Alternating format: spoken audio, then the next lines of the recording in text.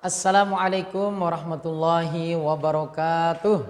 Waalaikumsalam warahmatullahi wabarakatuh. Alhamdulillahirabbil alamin. Wassalatu wassalamu ala asyrafil anbiya'i wal mursalin Sayyidina wa maulana Muhammadin wa ala alihi wa ashabihi ajma'in, amma ba'du.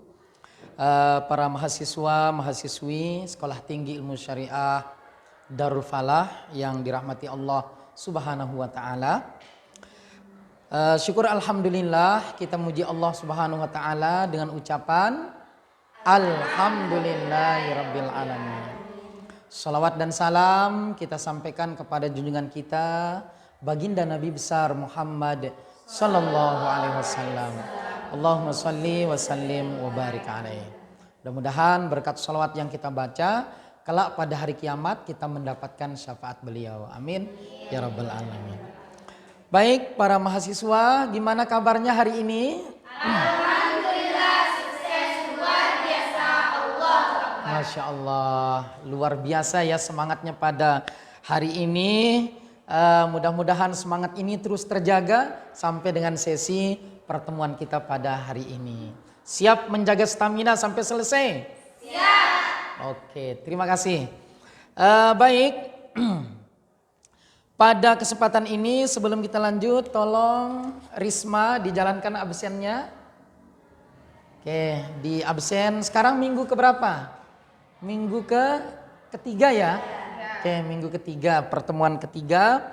Dalam hal ini kita akan membahas tentang manajemen zakat. Manajemen zakat. Oke, baik. Cukup menarik ya. Silahkan dilihat di slide ini. Gambar apa? Gajah Dan? kulkas. Oke, alright. Baik, ada gambar gajah bersama kulkas. Pertanyaannya, bagaimana cara kita masukkan gajah ke kulkas? Pertama buka kulkasnya, terus masukkan gajahnya. Oke. Terus kayak ini? Gimana caranya? Kecilin gajahnya. Kecilin gajahnya. Oke, terus di belakang?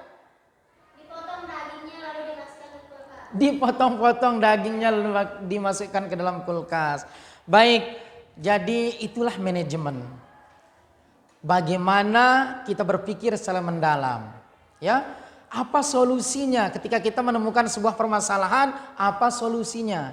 Ya, yang tentunya kita harus buka dulu kulkasnya baru masukkan gajahnya. Ada yang tadi mengatakan dipotong-potong, kemudian ada yang mengatakan dikecilkan dulu. Baik, semuanya tergantung bagaimana seni kita berpikir.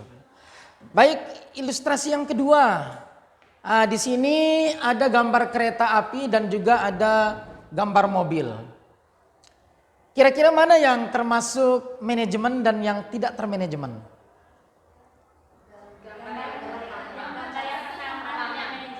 Gambar pertama yang termanajemen. Kemudian yang kedua? Gambar pertama atau yang kedua? Oke. Jadi gambar pertama ini adalah kereta api. Yang namanya kereta api, ya, jalannya hanya satu di rel itu saja. Tidak ada seni, saklek di sana. Ketika ada hambatan, ketika ada problem, maka tentunya kereta api tidak akan pernah bisa berjalan atau tidak akan bisa dan tidak akan mungkin untuk mencari jalan pintas karena relnya sudah ada. Berbeda dengan yang di bawah. Di jalan raya walaupun padat, walaupun banyak mobil dan kendaraan berdesakan, tapi ketika itu ada seni di situ.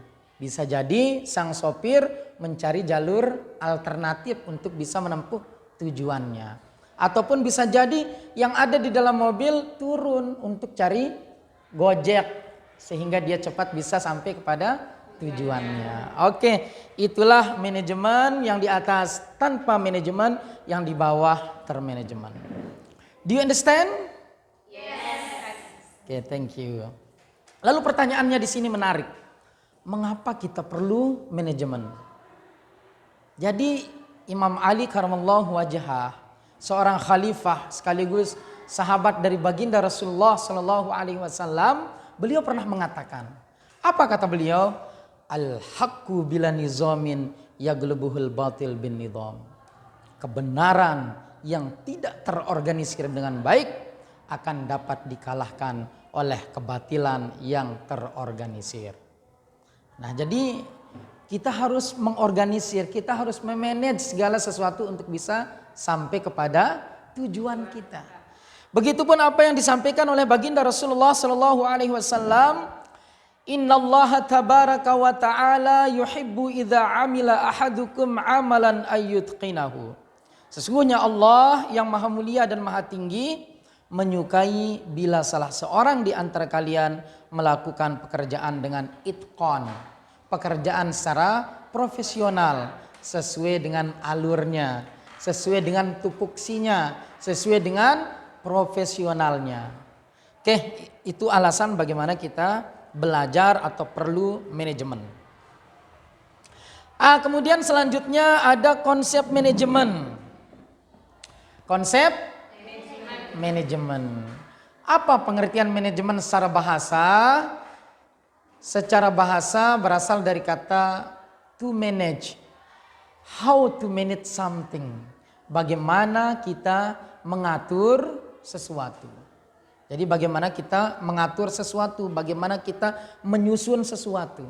Itu manajemen secara bahasa. Sedangkan secara istilahnya adalah proses pendayagunaan dan pemberdayaan sumber-sumber melalui bantuan orang lain dan bekerja sama untuk mencapai tujuan bersama secara efektif dan efisien. Oke, itu secara istilahnya. Next. Baru saat ini kita lanjut kepada fungsi-fungsi manajemen. Sebelum kita membahas manajemen zakat, terlebih dahulu kita bahas secara umum apa sih fungsi daripada manajemen itu sendiri. Ada beberapa fungsi manajemen di sini. Yang pertama adalah planning. Apa? Planning. Planning itu artinya perencanaan. Kalau dalam ulumus syariahnya itu niat. Jadi niat pertama kali kita lakukan sebelum kita melakukan sesuatu pekerjaan. Makanya Rasulullah mengatakan innamal a'malu niat. Sesungguhnya amal perbuatan itu harus disertai dengan niat. Yang pertama adalah planning, perencanaan. Apa yang mau kita rencanakan, ya, persiapannya apa saja untuk mencapai sebuah tujuan kita. Kemudian berikutnya ada organizing, pengorganisasian atau pembagian tugas. Siapa kalau dalam zakat, siapa sebagai ketua, siapa sebagai bendaharanya, siapa yang akan menjemput daripada pendistribusian zakat itu sendiri, dan siapa nanti yang akan mendistribusikannya. Ada tugasnya masing-masing. Nah, itu namanya pengorganisasian. Kemudian ada actuating, pengaktualisasian atau actionnya. Apa kata Allah Subhanahu wa taala? Innallaha la yughayyiru ma biqaumin hatta yughayyiru ma bi anfusihim.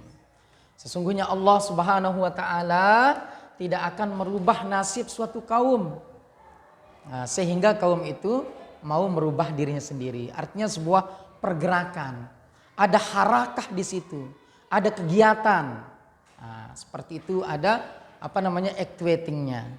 Kemudian berikutnya juga ada controlling, pengawasan oleh BWI dan masyarakat.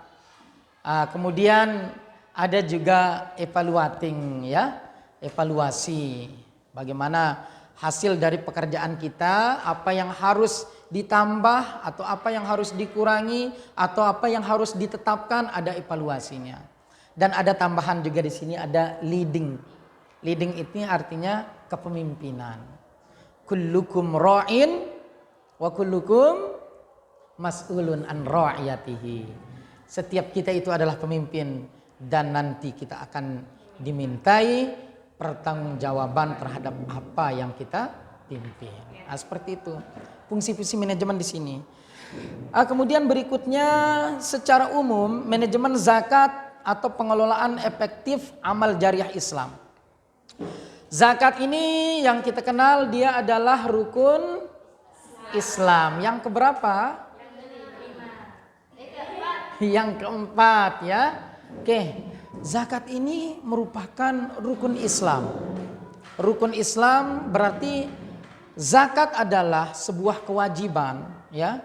Suatu dari 5 rukun Islam merupakan kewajiban bagi umat Islam, umat muslim yang memenuhi syarat.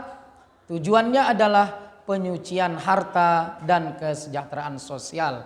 Dalam konteks global dan Indonesia, zakat memiliki potensi besar untuk pengentasan kefakiran dan kemiskinan. Oke. Di sini lanjutannya adalah apa itu zakat. Makna zakat adalah zakat berarti penyucian, pertumbuhan keberkahan. Ketika kita mengeluarkan dan menyalurkan harta kita kepada orang-orang yang berhak, kepada mustahik, maka sungguh harta itu akan berkah. Harta kita itu akan suci. Harta yang kita miliki akan bersih dan insya Allah akan bertambah. Karena itu adalah alamatus syukri kita. Tanda syukur kita kepada Allah Subhanahu wa taala atas harta yang dititipkan oleh Allah kepada kita. Di situ ada hak-hak orang fakir miskin dan seterusnya, ya. Kemudian dasar hukumnya ada di dalam Al-Qur'an surat At-Taubah ayat 103 yang menekankan penyucian dalam sedekah sebagai dasar hukum zakat. Adapun jenis zakat di sini ada zakat fitrah, ya. Kemudian ada zakat mal. Untuk lebih jelasnya, penjelasannya ada di slide berikut ini.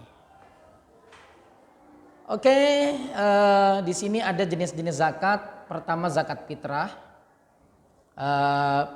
Zakat fitrah mungkin nanti kita bahas secara secara lebih mendalam terkait dengan bagaimana syarat-syaratnya, kemudian bagaimana takaran ukurannya dan seterusnya. Kemudian begitupun zakat mal. Zakat mal ini banyak, zakat harta yang dimana dikenakan atas harta kekayaan yang telah mencapai nisab dan haul. Ada syaratnya, yaitu ada nisab dan ada haulnya. Zakat mal ini mencakup uang, ada emas, ada aset perdagangan, ada ternak, ada hasil pertanian, ada juga pendapatan profesional dan investasi. Itu yang termasuk zakat mal. Ada macam varian-variannya. Ini dasar hukum positifnya, hukum negara yang mengatur tentang bagaimana zakat di Indonesia, di negara kita. Tentunya ada lembaga yang legalitasnya ada, kemudian ada juga yang amil zakat yang swasta. Ya, di sini ada undang-undang zakat UU nomor 23 2011 tentang pengelolaan zakat mengatur administrasi zakat. Ada juga Badan Pengelola Basnas dan lembaga amil zakat yang berwenang mengelola pengumpulan dan distribusi. Ada juga dukungan dari pemerintah yaitu dengan peraturan nomor 14 tahun 2014 tentang pelaksanaan Undang-Undang nomor 23 tahun 2011. Ada juga instruksi presiden ya nomor 3 tahun 2014 dan seterusnya. Tinggal nanti dilihat slide-nya. Nanti saya share materi ini ke grup WA-nya ya. Nanti ketua kelas bisa WA saya, kemudian nanti saya berikan materinya. Oke? Baik. Kemudian berikutnya manajemen zakat di Indonesia. Yang pertama alurnya itu dari muzaki. Apa itu muzaki? Orang yang berzakat, hebat. Oke. Orang yang berzakat itu namanya muzaki. Kemudian muzaki ini mengumpulkannya kepada lembaga resmi. Ada Basnas, ada LAS dan semacamnya. Di situ ada amil yang sudah ditunjuk oleh pemerintah ya untuk mengambil harta dari muzaki. Setelah dikumpulkan di lembaga atau oleh amil yang ada di Basnas maupun lembaga swasta lainnya, maka baru disalurkan, didistribusikan kepada mustahik. Berapa banyak mustahik? Ada 8. Baik, ada 8 asnaf ya. Pendistribusian ke mustahik yang banyaknya ada 8. Siapakah itu? Dalam Al-Quran Allah Subhanahu wa ta'ala berfirman, Quran surah At-Taubah ayat 66. A'udzu billahi minasyaitonir rajim. Innamas shadaqatu lil fuqara wal masakin wal 'amilina 'alaiha wal mu'allafati qulubuhum wa fir riqab wal gharimin wa fis sabilillah wa ibnis sabil faridatun minallah wallahu alimun hakim. Pertama kepada fakir, kedua kepada miskin, kemudian kepada amil, mu'allaf orang yang baru masuk Islam, kemudian kepada riqab budak, kemudian kepada gharimin orang yang tidak mampu bayar utang ya. Mudah-mudahan di kelas ini tidak ada gharimin ya. Jadi kelihatannya dari wajah-wajahnya ini tidak ada yang di 8 asnaf ini semuanya kaya-kaya. Amin. Mudah-mudahan lahir dari istisdar falah seorang yang kaya-kaya ya. Kaya harta dan kaya ilmu. Fisabilillah dan ibnu sabil. Oke, sampai di sini ada pertanyaan? Oke, silakan. Apa saja tantangannya dalam pengelolaan zakat? Oke, pertanyaan yang cukup menarik ya. Namanya siapa? Halimatus Sa'diyah. Baik, Halimatus Sa'diyah. Oh ya. Pertanyaan cukup menarik, tantangan tentang dalam pengelolaan zakat. Ada beberapa tantangannya. Yang pertama, tantangannya adalah potensi zakat belum optimal. Pemanfaatan potensi zakat belum maksimal meskipun populasi muslim besar. Kenapa belum optimal? Karena sosialisasi dari pemerintah, dari lembaga-lembaga amil nasional maupun lembaga-lembaga swasta itu belum menyeluruh turun untuk melakukan sosialisasi kepada masyarakat ataupun kepada instansi-instansi. Kemudian yang kedua, ada isu kepercayaan publik. Rendahnya kesadaran dan kepercayaan publik terhadap lembaga zakat. Yang mana kita bisa melihat lembaga-lembaga seperti Basnas ataupun Lazismu ya yang swasta ini kurang sosialisasi di medsos misalnya. Ketika dia menyalurkan kepada mustahik itu jarang diupload ke media sosial. Andai proses pendistribusiannya itu selalu didokumentasikan, kemudian dibagikan kepada masyarakat umum, maka insya Allah kepercayaan masyarakat untuk berzakat itu menjadi tinggi. Nah, itu salah satunya. Kemudian perlu peningkatan transparansi dan koordinasi antar lembaga. Oke. Kemudian ada lagi? Ada, Pak. Oke, silakan. Bagaimana seharusnya terobosan baru bagi lembaga amil zakat baik nasional maupun swasta?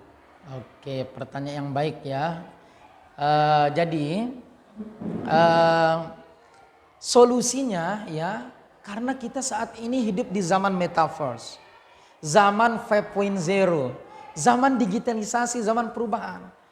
Sehingga para amil atau lembaga-lembaga nasional ya, lembaga-lembaga amil zakat nasional maupun lembaga amil zakat swasta harus beradaptasi, harus memiliki inovasi di dalam menjalankan tugasnya sebagai amil zakat.